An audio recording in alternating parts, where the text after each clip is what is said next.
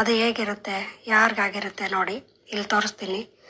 ಚಂದ್ರ ಪರ್ವತದ ಮೇಲೆ ಈ ಥರ ಇರುತ್ತೆ, ಏನೋ 8 ಮಾರ್ಕ್ ಬಂದಿರುತ್ತೆ. ಹಾಗೆಯೇ ಸೂರ್ಯ ಪರ್ವತದ ಕೆಳಗೂ ಈ ಥರ 8 ಮಾರ್ಕ್ ಬಂದು ಒಂದು ಲೈನ್ ಬಂದಿರುತ್ತೆ. ಆಮೇಲೆ ಇನ್ನು ನೋಡಿ 4ರಿಂದ 5 ಲೈನ್ಗಳು ಈ ಜೀವನ ರೇಖೆ, ಮೈಂಡ್ ಲೈನು, ಹಾರ್ಟ್ ಲೈನನ್ನು ಕ್ರಾಸ್ ಮಾಡಿ ಹೋಗಿರ್ತವೆ. ಸೊ ಈ ಥರ ಹೋಗಿದ್ರೆ ಸೊ ಮ್ಯಾಜಿಕ್ ಆಗಿದೆ ಅಂತ ಹೇಳ್ಬೋದು. ಇಲ್ಲಿ ನೋಡಿ ಲಕ್ ಲೈನ್ ಮೇಲೆ ಕೂಡ ಈ ರೀತಿಯಾಗಿ ಹಾರ್ಟ್ ಲೈನ್ವರೆಗೂ ಕ್ರಾಸ್ ಆಗಿರ್ತವೆ.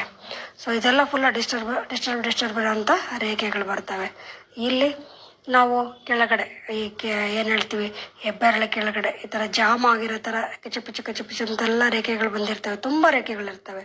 ಸೊ ಆ ಥರ ಇದ್ರೂ ಕೂಡ ಆಗಿರುತ್ತೆ.